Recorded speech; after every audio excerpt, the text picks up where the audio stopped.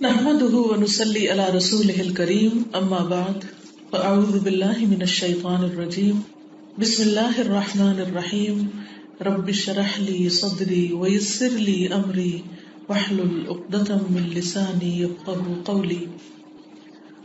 اللہ تعالیٰ کا لاکھ لاکھ شکر ہے کہ اس نے آج ہمیں اس وقت اپنے ذکر اور اپنے بارے میں جاننے اور اپنی معرفت کے لیے ہم سب کو اکٹھا ہونے کا موقع عطا کیا۔ اللہ تعالیٰ ہمیں واقعی اپنی معرفت سے نوازے، ہمیں حق قبول کرنے کی توفیق دے اور جو کچھ ہم سیکھیں ہم اس پر عمل کر سکیں۔ بہت دفعہ ایسا ہوتا ہے کہ انسان کو بہت سی باتیں پتہ ہوتی ہیں لیکن اس کے باوجود وہ انہیں اس کے مطابق لیتا نہیں جیسے لینا چاہیے، یعنی انہیں قبول نہیں کرتا۔ حق بالکل واضح ہوتا ہے، سامنے ہوتا ہے، لیکن وہ اس کو وہ اہمیت نہیں دیتا جو دینی چاہیے، کیونکہ اگر وہ اہمیت دے تو پھر اس کے مطابق اس کا عمل بھی بدل جائے۔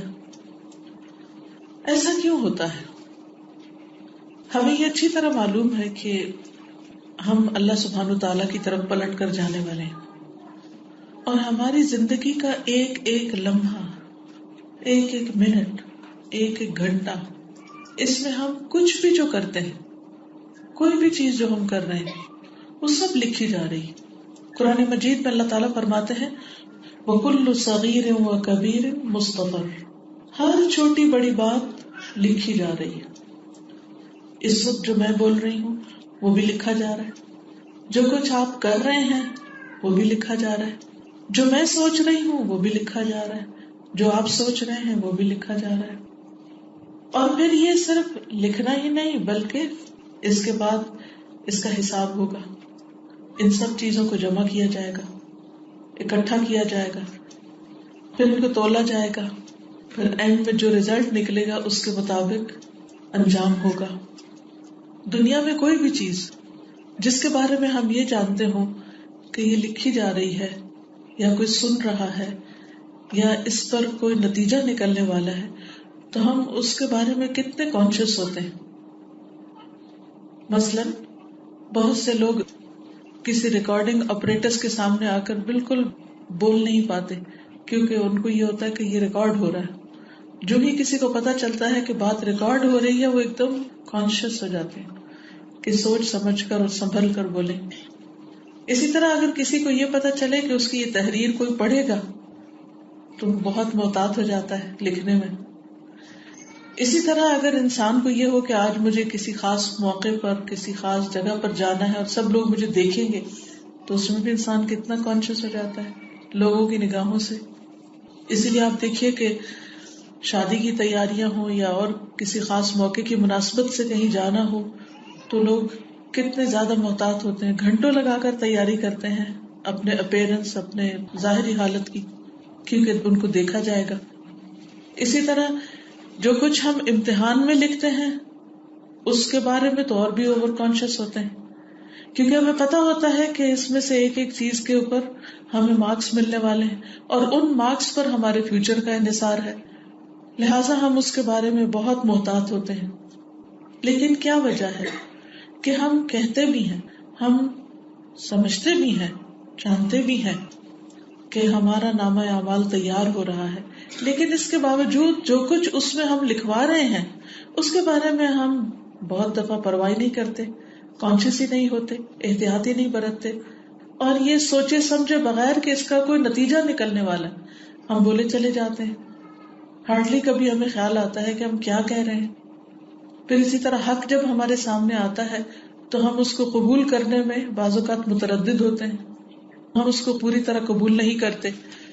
تو ان تمام چیزوں کے بارے میں ہمیں اپنے رویے اور اپنے طور طریقوں کا جائزہ لینا چاہیے اور اس بات کا محاسبہ کرنا چاہیے کہ حق کی راہ ہم پر کیوں نہیں کھلتی، حق ہمیں نظر کیوں نہیں آتا، اور ہم حق کا اتباع کیوں نہیں کرتے، اور ہم حق کی پیروی کرنے کے بعد یہ کیوں نہیں یقین رکھتے کہ اس کا کوئی نتیجہ ہمارے سامنے آنے والا ہے، اور جس طرح کا ہم کریں گے آج جو کچھ بوئیں گے کل وہی کاٹیں گے۔ تو بنیادی وجہ یہ ہے کہ انسان کے اوپر مختلف حالتیں آتی رہتی ہیں۔ اس کی مختلف کیفیات ہوتی ہیں. کبھی وہ بہت خوش ہوتا ہے، کبھی وہ بہت اداس ہوتا ہے، کبھی انتہائی غمگین ہوتا ہے اور کبھی انتہائی مطمئن ہوتا ہے، کبھی خوف کی حالت میں ہوتا ہے اور کبھی بالکل پرامن پرسکون ہوتا ہے. یہ سب کیفیات ہم سب پر گزرتی ہیں. ہم سب جانتے ہیں کہ ہم ان کیفیات سے گزرتے ہیں اور پھر ان کیفیات پر بعض اوقات ہمارا کنٹرول بھی نہیں ہوتا. تو بعض اوقات انسان حق اس کے سامنے آتا ہے تو اسے فوراً قبول کر لیتا ہے، لیکن بعض اوقات حق سامنے آتا ہے تو اسے قبول نہیں کر پاتا. تو کسی بھی انسان پر اللہ سبحانہ وتعالیٰ کی یہ بہت بڑی عنایت ہوتی، بہت بڑی نعمت ہوتی، بہت بڑی رحمت ہوتی ہے کہ وہ اس کو حق کو قبول کرنے کی اور حق کا اتباع کرنے کی توفیق اور صلاحیت دے دے اور پھر اس پر استقامت اس کو نصیب ہو جائے. کیونکہ آپ دیکھیے کہ زندگی جتنی بھی ہماری گزری ہے، بہت سے سال تو ہمیں یاد بھی نہیں ہوں گے کہ ہم کیا سوچتے تھے، کیا ہماری پرائرٹیز تھی. لیکن اگر شعوری زندگی جب سے ہم قرآن مجید پڑھنے لگے ہیں یا ہم اللہ تعالیٰ کے بارے میں سوچنے لگے ہیں، اس زندگی کے بارے میں بھی آپ دیکھیں کہ ہم کتنی دفعہ اونچ نیچ کے شکار ہوتے ہیں، کتنی دفعہ ہمارے دل کی حالت بدلتی رہتی ہے.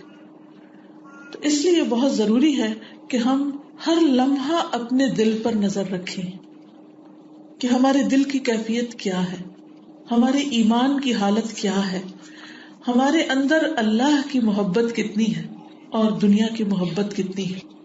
اس چیز کو سمجھنے کے لیے آپ کیا کر سکتے ہیں کہ اس مثال سے سمجھ سکتے ہیں کہ دنیا کی محبت اور آخرت کی محبت ایک ترازو کے دو پلڑوں کی طرح.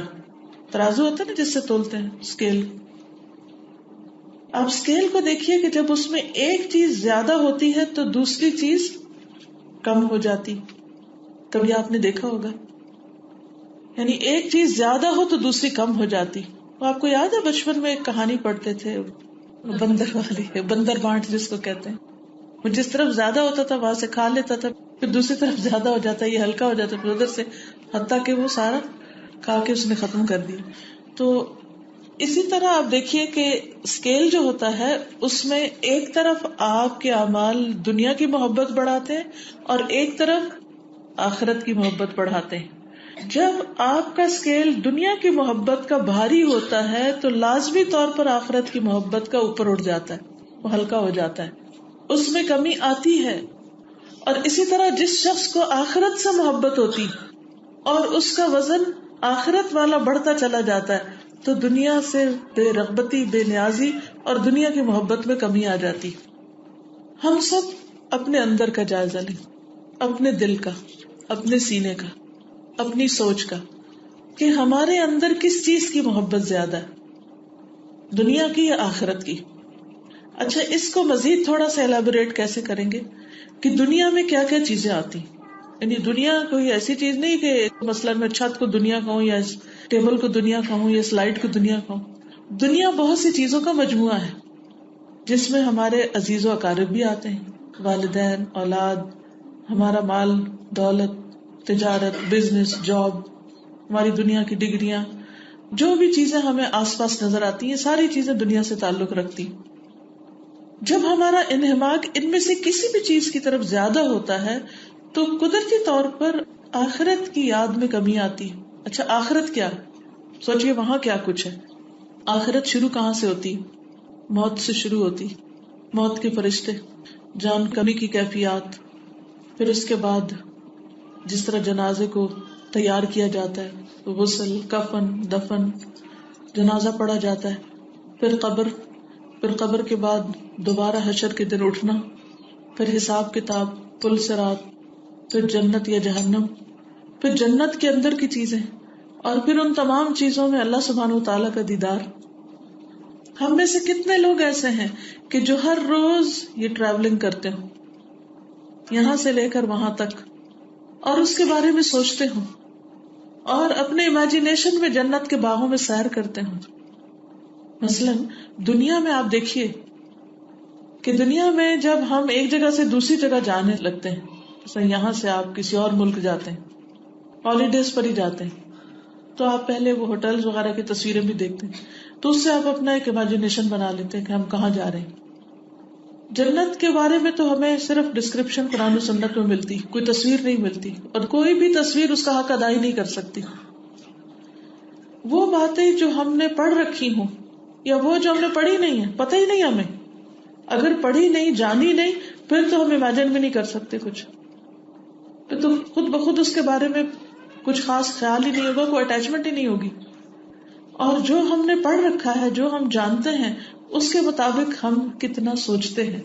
یعنی سوال اس چیز کا ہے کہ جو ہم جانتے ہیں اس پر ہمارا عمل کتنا ہے. اور عمل سوچ سے شروع ہوتا ہے کہ ہم جنت کے بارے میں کیا تخیل رکھتے ہیں اور کتنا اس میں گھومتے ہیں اور کتنا اس کے بارے میں تصور کرتے ہیں. جیسے ایک جگہ سے دوسری جگہ جاتے ہوئے یہاں سے اپنے ہالیڈیز کے مقام پر یا ایک شہر سے دوسرے شہر میں آپ نے جانا ہے یا ایک جاب سے دوسرا جاب کرنا ہے، تو جانے سے پہلے ہی آپ اس میں جینے لگتے ہیں کہ مجھے جانا ہے، پھر سفر یوں ہوگا، پھر جہاز میں بیٹھوں گی، پھر ایئرپورٹ پہ امیگریشن ہوگی، پھر اس کے بعد کوئی گاڑی ہوگی یا نہیں ہوگی، پھر وہ ہمیں ایئرپورٹ سے لے جائیں گے، پھر وہ گھر، پھر وہاں کیسے رہیں گے، وہ کیسا گھر ہوگا، پھر وہاں کیا کریں گے، پھر کتنے دن کے بعد وہاں سے آگے جائیں گے، وغیرہ وغیرہ.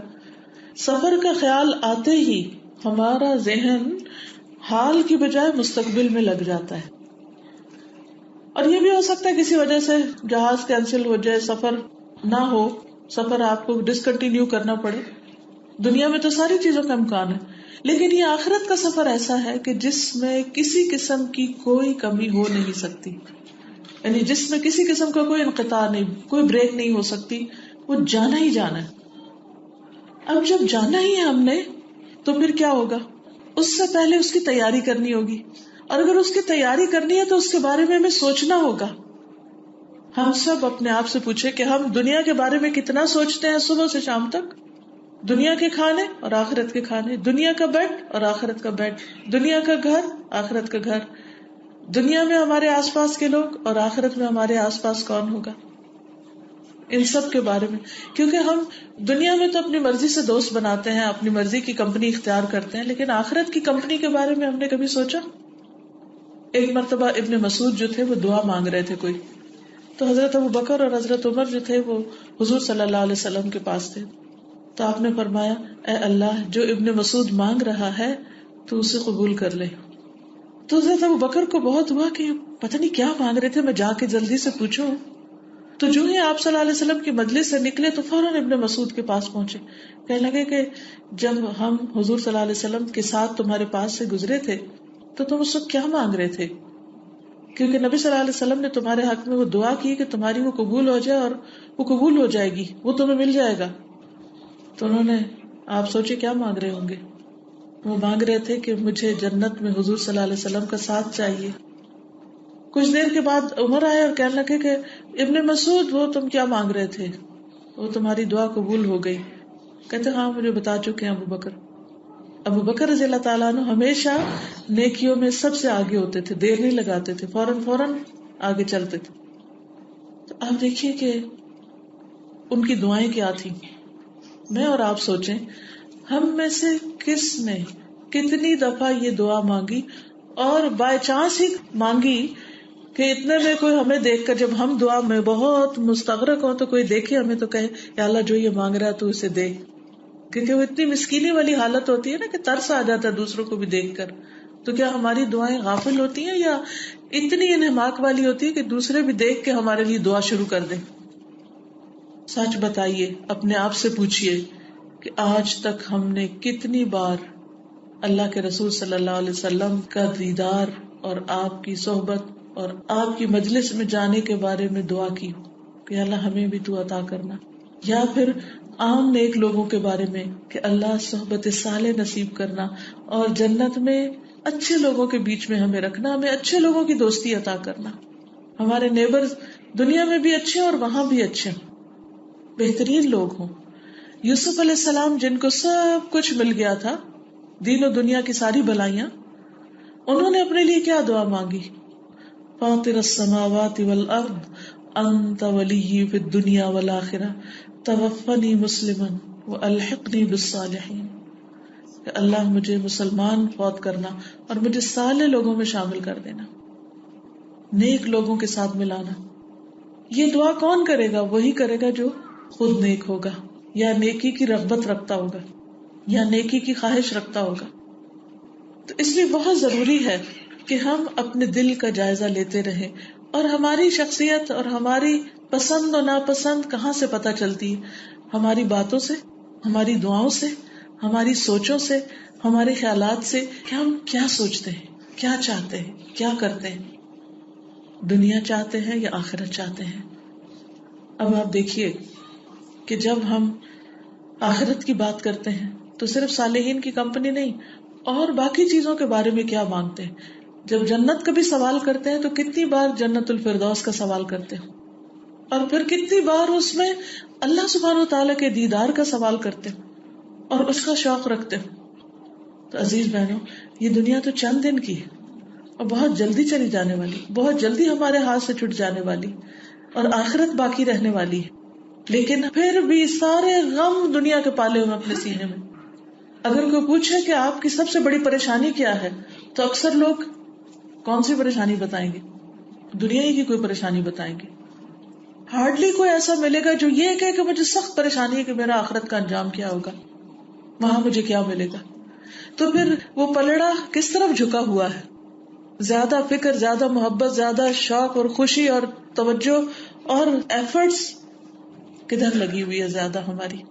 دنیا کی چیزوں میں. اور یہ سچ ہے، لیکن ہمیں اپنا مستقبل، آخرت، اس کو سامنے رکھنا ہے، اس کے بارے میں سوچنا ہے.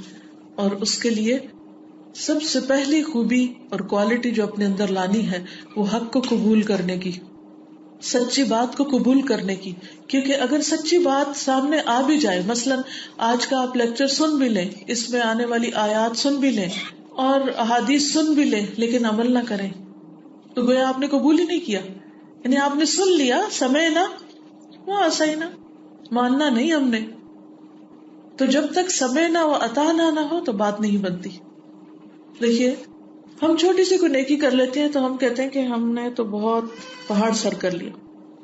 مثلا ایک دفعہ کسی ایسی گیدرنگ میں چلے جائیں یا کوئی قرآن پڑھنا شروع کر دے تو ہم سمجھتے ہیں کہ بس ہم تو دنیا سے کوئی الگ چیز ہو گئے اور معلوم نہیں کتنے نیک ہو گئے.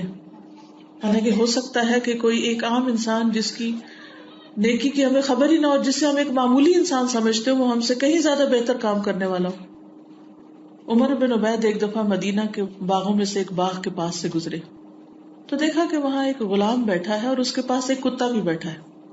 تو وہ خود کھاتا، یعنی وہ غلام خود کچھ کھاتا اور پھر کتے کو پھینکتا، ایک لقمہ خود کھاتا، ایک کتے کو پھینکتا، خود کھاتا، ایک کتے کو پھینکتا. تو عمر بن عبید کو یہ بہت عجیب بات لگی کہ یہ ایک ایسا انسان ہے کہ کتے کے ساتھ ایکولی شیئر کر رہا ہے اپنا کھانا.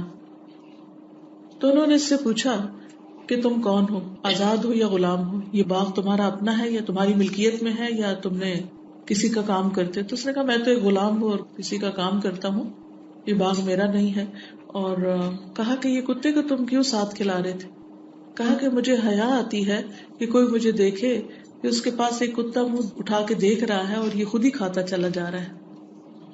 تو وہ بہت اس سے متاثر ہوا. پوچھا تمہارا مالک کون ہے؟ تو بتایا کہ فلاں ہے میرا مالک.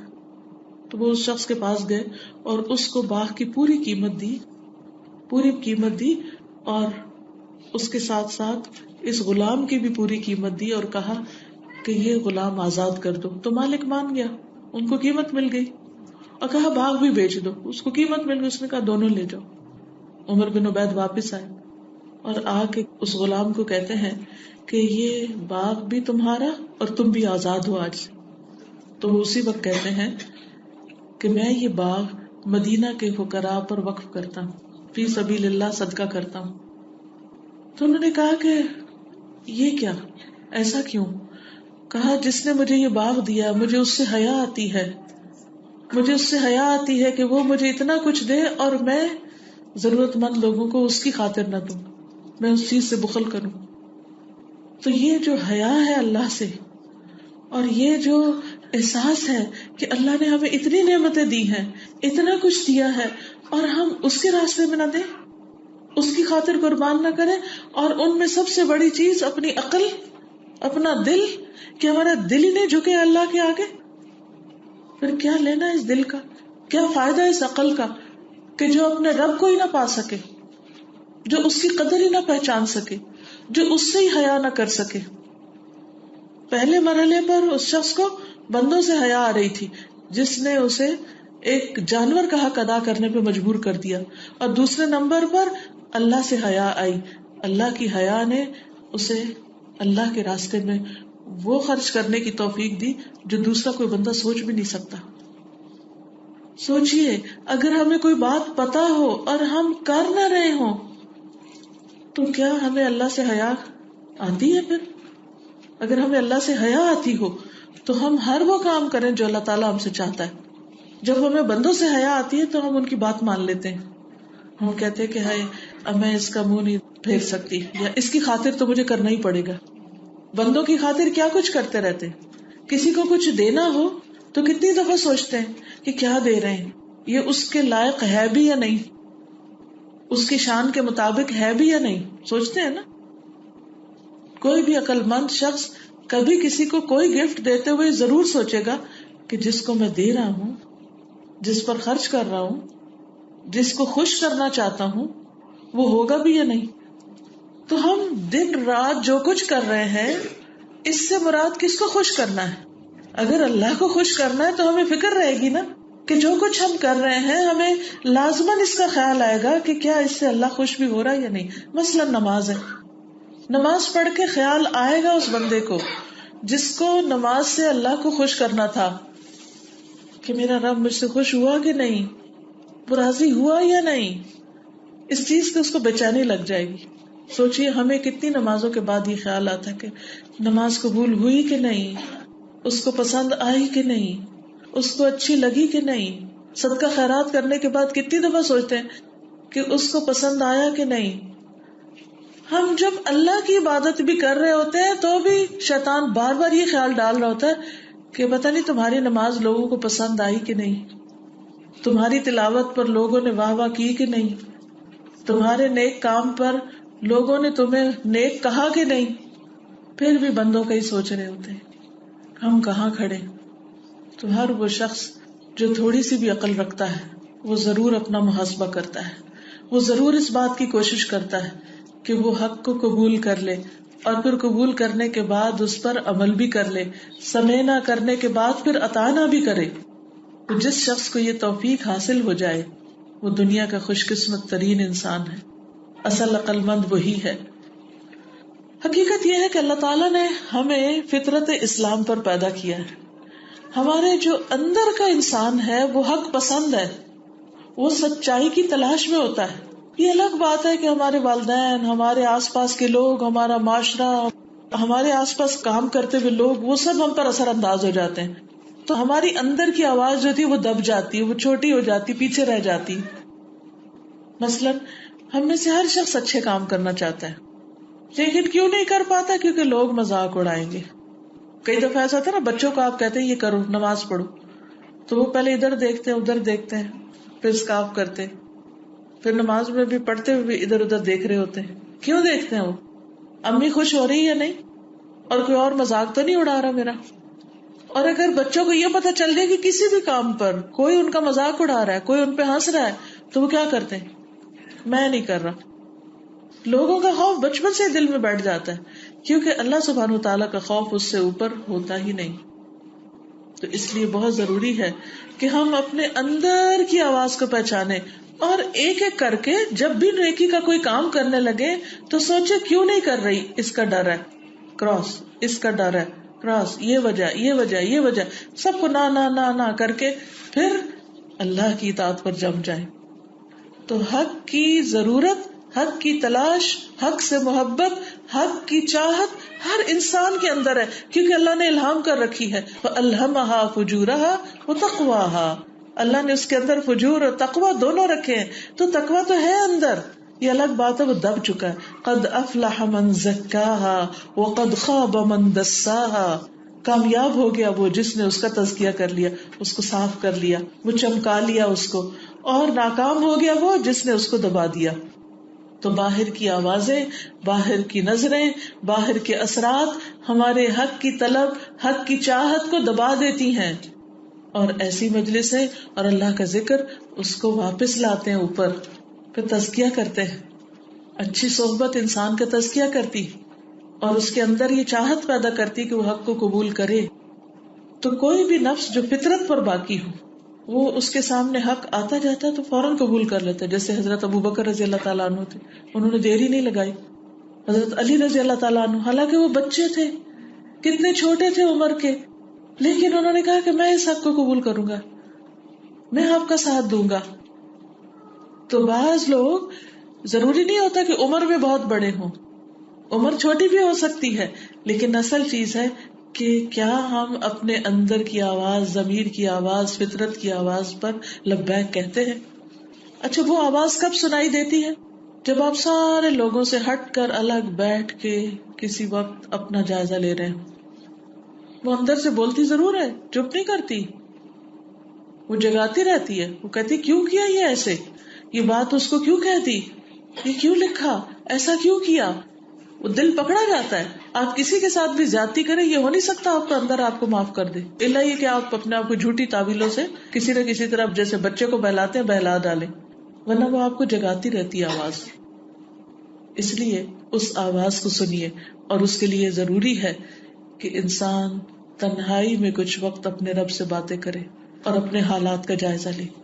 کیونکہ آپ دیکھیے کہ جب آپ ہر وقت لوگوں کے بیچ میں ہوتے ہیں اور ہر وقت باتیں کر رہے ہوتے ہیں اور ہر وقت ادھر ادھر شغل کر رہے ہوتے ہیں, تو اس کا نقصان یہ ہوتا ہے کہ پھر آپ کا اپنا ذہن, آپ کی اپنی دنیا, اپنا اندر وہ کام نہیں کرتا, اور وہ تھاٹ پروسیس جو ہوتا ہے بریک ہوتا ہے. آپ ایک بات سوچ رہے ہیں ایک خاص طریقے پر, اچھا آپ سوچ رہے ہیں, چونکہ لوگ بیٹھے ہیں تو آپ بول بھی دیتے. اچھا جب آپ بولنے لگتے ہیں تو یکا یک فٹافٹ کوئی کہہ دیتا ہے نہ نہ ایسے نہیں ایسے, تو آپ شیکی ہو جاتے ہیں. آپ کہتے ہیں ہاں ایسے ہی. اچھا پہلے تو یہ ہوتا تھا کہ تنہائی کے لیے ہم گھر میں بیٹھ جائیں تو تنہا ہو جائیں, اور گھر میں جتنا کچھ ہے وہ تو ہمیں تنہا ہونے ہی نہیں دیتا. گھر والوں کے علاوہ ٹیلی ویژن, اس میں ہر وقت رنگا رنگ باتیں, تبصرے, اتنے فاسٹ سپیڈ پر, اتنی تیزی کے ساتھ سب کچھ آ رہا ہوتا ہے کہ آپ کی اپنی عقل کو, اپنی سوچ کو, اپنی سمجھ کو کام کرنے کا موقع نہیں ملتا. آپ کو پاگل کیے ہوئے ہوتا ہے. سوچئے اگر آپ اتنے میچور سمجھدار ہو کے اپنے خیالات کی کوئی راہ نہیں بنا پاتے کہ انڈیپینڈنٹ تھنکنگ ہے وہ آپ کی, تو بچوں کا کیا حال ہوگا جو ہر وقت ٹیلی ویژن کے آگے بیٹھے رہتے ہیں, ہر وقت گیمز کے آگے بیٹھے رہتے ہیں. They are not themselves, they are influenced by other people. دوسروں کی تھنکنگ, دوسروں کی چاہت, دوسروں کی پسند ناپسند, اس سے متاثر ہوئے میں, لہٰذا وہ جو فطرت ہے وہ کچلی جا رہی ہے. تو بہت ضروری ہے کہ دن میں کوئی نہ کوئی ایسا وقت نکالیں, ایسی مجلس میں بیٹھیں, ایسی باتیں سنیں یا پڑھیں جو خالصتاً حق پر مبنی ہو, جس میں کسی قسم کی کوئی آلائش نہ ہو. اور وہ کیا ہو سکتی ہیں؟ قرآن مجید. لیکن حیرت کی بات ہے کہ آپ قرآن مجید کا ایک ایک دو دو سپارہ بھی پڑھ جاتے ہیں بعض اوقات, اور اس کے بعد اپنے آپ سے پوچھے آج کیا پڑھا تھا, کہاں سے شروع کیا تھا, کہاں روکا. اگر نشانی نہ رکھے تو اپنا سبق بھی یاد نہ ہو کہ کہاں سے شروع کیا تھا. ہر روز قرآن مجید کی تلاوت کے بعد اسے بند کر کے اپنے آپ سے پوچھے آج کون سی آیت ایسی تھی جو میرے دل پہ اتری. ہم تو صرف ثواب کے لیے پڑھتے ہیں اور وہ ثواب کما لیتے ہیں, اور پھر ثواب جب کما لیتے ہیں تو اس کو بند کر دیتے ہیں. جیسے آپ کے اگر کوئی دکان ہو, بزنس ہو, تو آپ ٹل بند کر کے, لاک کر کے, بس سب ادھر ہی چھوڑ کے پھر یا اس کو مزید ایک اور بینک میں جمع کرا کے ختم. تو ہم بھی کچھ پڑھ لیتے ہیں, پھر وہ ہمارے اعمال نامے میں لکھا جاتا ہے, وہاں سے فرشتے اٹھاتے ہیں, وہ جا کے تو اوپر جہاں کتاب تیار ہو رہی ہے وہاں جمع کرا دیتے, بات ختم, اور ہم ویسے کے ویسے ہی.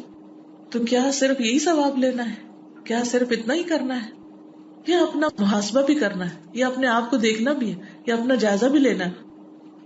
تو انسان کے اندر حق کی محبت موجود ہے, اس لیے وہ باطل سے نفرت کرتا ہے, وہ غلط چیز پر بول اٹھتا ہے یہ غلط ہے, اس کو ظلم اور زیادتی کی پہچان ہوتی, اسی لیے وہ ناپسندیدہ باتوں پر ہرٹ بھی ہوتا ہے کہ اس کے اندر ایک پہچان رکھی ہوئی ہے نا. اگر آپ کے اندر درد کا احساس نہ ہو تو آپ کو بڑی سے بڑی چوٹ لگ جائے, آپ کو کچھ بھی پتا نہ چلے, لیکن وہ احساس رکھا نا آپ کے اندر اللہ نے, تو آپ کو پتا چلتا ہے. کہیں کٹ لگ جائے, کوئی چیز ٹکرا جائے تو آپ کو فوراً درد ہوتی ہے, کیونکہ آپ حساس انسان ہیں. اسی طرح جو شخص حق کے معاملے میں حساس ہوتا ہے یا اپنی ذات کے معاملے میں حساس ہوتا ہے, وہ بہت جلد نوٹس لیتا ہے کہ کیا گزرا, کیسا خیال گزرا, کون سی آیت گزری, کسی نے کیا کہا. تو عزیز بہنوں، اصل بات یہ ہے کہ اللہ نے ہمیں سارے صلاحیتوں کے ساتھ بھیجا، اندر بھی طلب رکھ دی، پیاس رکھ دی، اور باہر بھی ہدایت کا سامان کر دیا. جیسے ہمارے اندر بھوک رکھی نا تو کھانے کا سامان پیدا کیا، اسی طرح جنسی بھوک رکھی تو شادی کا انتظام کیا. عقل کو ایک ضرورت ہوتی ہے انٹلیکچوئل گروتھ کی، تو اس کے لیے علم کی دنیا اور انکشافات کی دنیا اور بہت کچھ رکھا. کچھ لوگ حیوانی سطح پر جیتے ہیں، ان کے اوپر بس کھانا پینا اور جنس کی خواہش ہر چیز سے زیادہ چھائی ہوئی ہوتی، وہ بس اسی کے بارے میں سوچتے رہتے ہیں. کچھ لوگ اس سے اوپر اٹھ کر علم کی خواہش رکھتے ہیں، تڑپ رکھتے ہیں، یا ان کی عقل بہتر کام کرتی تو وہ کتابوں کے شوقین ہوتے ہیں یا پڑھنے لکھنے کے ہر وقت. کچھ اور لوگ ہوتے ہیں ان کے اندر جو ان کی روح ہے وہ بہت شارپ ہوتی ہے یا اس کی پیاس بہت ہوتی ہے، تو وہ اسپرچویلٹی کے پیچھے ہوتے ہیں. وہ قرآن کا مطالعہ، وہ اللہ کا ذکر، وہ اللہ کی یاد، وہ اللہ کی محبت، وہ اس میں جیتے ہیں. تو ہر طرح کے لوگ ہوتے ہیں، کسی کی ایک چیز بہت بڑی اور کسی کی دوسری. ہم سب کو اس طرح بھی جائزہ لینا چاہیے کہ ہماری سب سے بڑی طلب کیا ہے، ہماری سب سے زیادہ پیاس کیا ہے. اور اللہ نے ہمیں پیاسا ایسے نہیں چھوڑ دیا صحرا میں، ہر چیز کی جو طلب اور ضرورت ہمارے اندر پیدا کی، اس ضرورت کا سامان باہر بھی رکھا. اگر ہمارے اندر حق کی طلب اور پیاس رکھی تو حق رکھا بھی باہر. ایسا نہیں کہ حق دیا نہیں، لیکن بہت سے لوگ حق کی طرف رجوع ہی نہیں کرتے. وہ سمجھتے ہیں جو لوگ کر رہے ہیں وہ حق ہے. ویسے ہم سب کے اندر دین کی طلب رکھی، لیکن بہت سے لوگ دین کی طرف نہیں جاتے کیونکہ وہ اصل دین کو نہیں پہچانتے. وہ لوگوں کی زندگیوں میں دیکھتے ہیں کہ دین کتنا ہے، جو دین کی باتیں کرتے ہیں وہ خود کیا کرتے ہیں. پھر جب وہ ان کو وہاں نظر نہیں آتا تو کہتے ہیں یہ دین مجھے نہیں چاہیے. بھئی یہ دین نہیں ہے، دین تو اللہ کی کتاب میں ہے، اس کو پڑھو ڈائریکٹ، ون آن ون سمجھو اس کو. لیکن بہت سے لوگ اس سے نہیں سمجھتے. وہ کہتے نہیں یہ تو کسی علامہ کا کام ہے کہ اس کو سمجھے، یہ تو کوئی عالم صاحب ہمیں سمجھائیں گے تو سمجھ آئے گی. حالانکہ اللہ سبحانہ وتعالیٰ بار بار فرماتے ہیں وَلَقَدْ يَسَّرْنَا الْقُرْآنَ لِلذِّكْرِ فَهَلْ مِن مُدَّكِرٍ، ہم نے ذکر کے لیے، نصیحت کے لیے قرآن کو آسان کر دیا ہے کوئی جو اس سے نصیحت لے؟ ٹھیک ہے قرآن کا ایک حصہ اس میں احکام موجود ہیں، اس میں فقہی احکام، اس کی کچھ تفصیلات سنت سے، اور پھر مزید جو علماء نے جس طرح ان کو سمجھا وہ پورشن بھی ہے، لیکن وہ بہت تھوڑا ہے. زیادہ تر تو تذکرہ اور نصیحت کا حصہ ہے. اب مثلاً اگر اللہ سبحانہ وتعالیٰ قرآن مجید میں یا ایھا الناس کہہ کے پکارتے ہیں اے لوگوں، اور آپ کہتے ہیں نہیں میں عالم نہیں ہوں. کیا مطلب آپ کا؟ اللہ ہر انسان کو پکار رہا ہے. مثلاً سورۃ البقرہ کے شروع میں ہی آتا ہے یا ایھا الناس اعبدوا ربکم الذی خلقکم، اے لوگوں اپنے رب کی عبادت کرو جس نے تم کو پیدا کیا. کیا یہ سمجھ نہیں آتی بات؟ کوئی سمجھ نہیں آئی کیا کہا اللہ تعالیٰ نے کہ اللہ نے تم کو پیدا کیا؟ نہیں سمجھ؟ ہاں اسی نے کیا، خود سے تھوڑی بنے. تو جس نے پیدا کیا، جس نے سب کچھ دیا، اس کی عبادت کرنی چاہیے. والذین من قبلکم، اور ان کو بھی پیدا کیا جو تم سے پہلے تھے، ہمارے باپ دادا سب. سمجھ آتی؟ بالکل آتی. پھر آپ آگے چلتے جائیں، آپ ذرا قرآن مجید اٹھا کر تو دیکھیں اور اس کو پڑھ کے تو دیکھیں.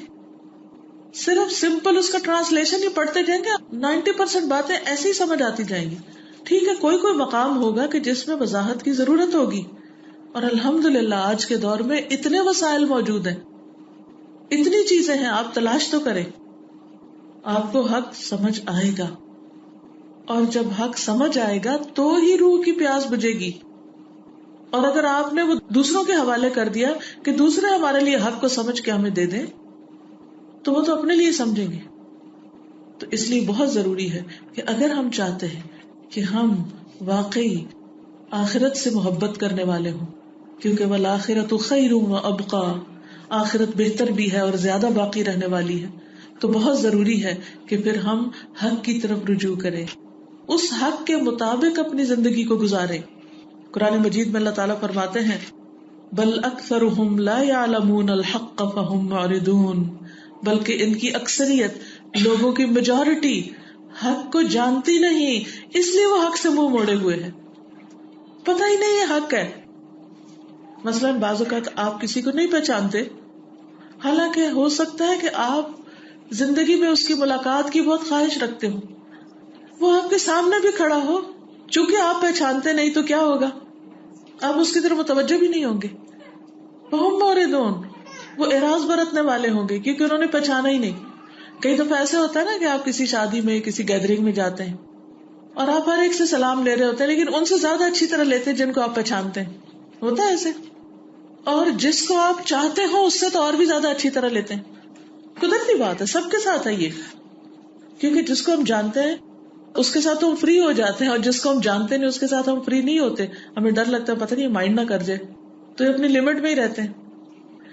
یا جس سے ہماری چاہت ہوتی ہے، تمہیں پتا ہوتا ہے کہ یہ ہماری چاہت کو سمجھتا ہے تو وہ اسے ایکسپٹ کرے گا، وہ مائنڈ نہیں کرے گا. لہٰذا آپ اسی درجے کی چاہت کا اظہار کرتے جس درجہ کو اسے لینے والا ہو، اس سے آگے نہیں. جہاں آپ کو پتا چلے کہ دوسرے کو پسند نہیں آپ پیچھے ہٹ جاتے. قدرتی بات ہے. اسی مثال پہ آپ دیکھیے کہ اگر آپ کو پتا ہی نہیں کہ حق ہے کیا تو آپ کس چیز کو قبول کیے ہوئے؟ آپ اس سے محبت کیسے کر سکتے ہیں؟ آپ اس کی طرف لپک کیسے سکتے ہیں؟ آپ اس کو سمجھ کیسے سکتے ہیں؟ لہذا بہت ضروری ہے کہ ہم حق کو پہچانیں. اور حق کو پہچاننے کے لیے کیا چیز چاہیے؟ قرآن مجید، اللہ کے رسول صلی اللہ علیہ وسلم کی سیرت، آپ کی سنت. ورنہ کیا ہوگا؟ جہالت میں انکار پر انکار کرتے چلے جائیں گے، اور اسی طرح اگر مر گئے تو کیا بنے گا؟ کیونکہ اللہ سبحانہ وتعالیٰ کوئی بہانہ نہیں سنیں گے. وہ تو فرمائے گے کہ میں نے تو تمہیں بار بار پکارا تھا اس قرآن میں، کس چیز نے تجھے روکا کہ تو اس کو نہ پڑھے، نہ اس کو سنے، نہ اس کو سمجھے، نہ اس کے مطابق زندگی بسر کرے. بلکہ اکثر لوگ تو جاہل رہنا پسند کرتے ہیں. کیا کہتے ہیں کہ اگر پتہ چل گیا تو پھر عمل کرنا پڑے گا. بھائی نہ پتا چلا اور لا علمی میں جہالت میں انکار کر دیا تو بھی پکڑ ہوگی کہ جاہل کیوں رہے تھے. جس دین کا، جس وحی کا پہلا لفظ اقرا ہو، علم کی باتیں ہو پہلی وحی میں، اقرا بسم ربک الذی خلق، خلق الانسان من علق، اقرا وربک الاکرم الذی علم بالقلم، جس میں علم اور قلم کی بات ہے پہلی دفعہ کے سبق میں، وہاں جاہل رہنے کا جواز کیسے بنتا ہے؟ کیسے رہ سکتے ہیں لا علم؟ سب کچھ جانتے ہیں. یعلمون ظاہرا من الحیات الدنیا وهم عن الاخرۃ هم غافلون، وہ دنیا کی ظاہری چیزوں کا خوب علم رکھتے ہیں اور آخرت کے بارے میں غافل ہیں. تو انسان جس چیز سے غافل ہوتا ہے، لا علم ہوتا ہے، لازمی طور پر اس سے اعراض برتتا ہے. پچھلے دنوں مجھے کہیں جانا ہوا تو جن لوگوں نے بلایا تھا انہوں نے اپنا تعارف نہیں کرایا. میں اسی طرح گئی، سلام کیا، بیٹھ گئی. تو کسی نے کہا کہ آپ جو وہاں کی منتظم تھی ان کو اچھی طرح نہیں ملی.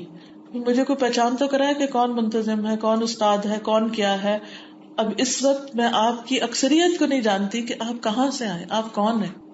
ہو سکتا ہے آپ کا سوسائٹی میں بہت بڑا مقام ہو، مجھے نہ معلوم ہو، لیکن کچھ جگہوں پر میں جاتی ہوں تو لوگ بڑا اچھا تعارف کراتے ہیں اپنا.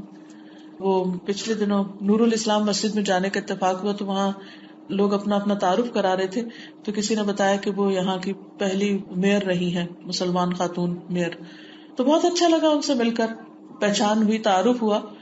تو جب کوئی اپنا تعارف کرا دیتا ہے تو اس وقت انسان کو پھر اس کے مطابق اس سے معاملہ کرنا بھی آ جاتا ہے. اور اگر آپ کسی کو جانتے نہیں تو آپ ایک مسلمان کی حیثیت سے صرف سلام ہی کر سکتے ہیں نا. اس سے زیادہ ہو سکتا ہے کہ میں آپ سے اس وقت جوک شروع کر دوں اور آپ مائنڈ کریں کہ بھئی یہ کیا، کیونکہ میں آپ کو نہیں جانتی کہ میں آپ سے کیسا معاملہ کروں. تو کسی انسان سے بھی معاملہ کرنے کے لیے اس کو جاننا ضروری ہوتا ہے. تو بتائیے اللہ سبحانہ وتعالیٰ کے ساتھ معاملہ کرنے کے لیے اللہ کی پہچان نہیں چاہیے کہ وہ کن چیزوں سے خوش ہوتا ہے، وہ کن چیزوں سے ناراض ہوتا ہے، اسے کیا پسند ہے، اسے کیا پسند نہیں ہے، میرا کون سا کام اسے خوش کرے گا اور کون سا کام اس کو ناراض کر دے گا، کس بات پر وہ اجر دے گا اور کس بات پر سزا دے گا. کیا مجھے نہیں جاننا چاہیے؟ اور اگر میں اس کو نہ جانوں اور زندگی ایسے ہی بسر کر کے آ جاؤں تو کل تو واسطہ پڑے گا نا، کل تو معاملہ ہوگا نا اللہ رب العزت کے ساتھ، کل تو اس کے سامنے جا کے کھڑے ہونا ہوگا. پھر وہاں کیا کریں گے؟ تو سوچئے، اس پر سوچنے کے لیے چند سیکنڈ دیتی ہوں اور اتنے میں آپ کو کچھ سنا دیتی ہوں. کلمتان حبیبتان الی الرحمن خفیفتان علی اللسان ثقیلتان فی الميزان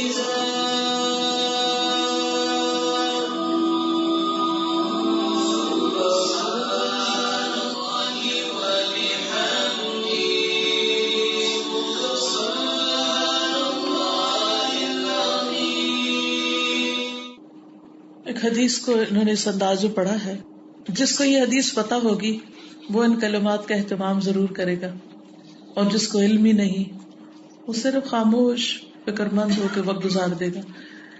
کلمتان، دو کلمے، حبیبتان الی الرحمن، رحمان کو بہت پیارے. ابھی میں نے ذکر کیا نا کہ اگر ہمیں پتا ہو رحمان کو کیا پسند ہے اور ہمیں رحمان سے محبت بھی ہو تو ہم کیا کریں گے؟ وہی کام کریں گے نا جو رحمان کو بہت پسند ہے. تو کلمتان حبیبتان الی الرحمن، دو کلمے رحمان کو بہت ہی پیارے. خفیفتان علی اللسان، زبان پہ بہت ہلکے، پڑھتے وقت کوئی مشکل نہیں پیش آتی، ان کے پروننسیشن بھی بہت آسان. اور ثقیلتان فی المیزان، میزان میں بہت بھاری، میزان کو جھکا دیں. سبحان اللہ و بحمدہ سبحان اللہ العظیم. لیکن ہم اکثر ان کلمات کو پڑھنا بھول جاتے ہیں، ہم ذکر نہیں کرتے. مثلا کوکنگ کر رہے ہیں، کیا چیز ذکر سے روکے ہوئے؟ واک کر رہے ہیں، کیوں نہیں اللہ کو یاد کرتے؟ کیوں نہیں یہ دو کلمات پڑھتے کہ ہمارے میزان میں وزن بڑھ جائے اور ہماری نجات ہو جائے؟ تو بعض اوقات ہم حق جانتے نہیں ہوتے، بعض اوقات جانتے ہیں لیکن اس کو قبول نہیں کرتے کیونکہ کچھ اور لوگ اور باتیں سنا رہے ہوتے ہیں ہمیں.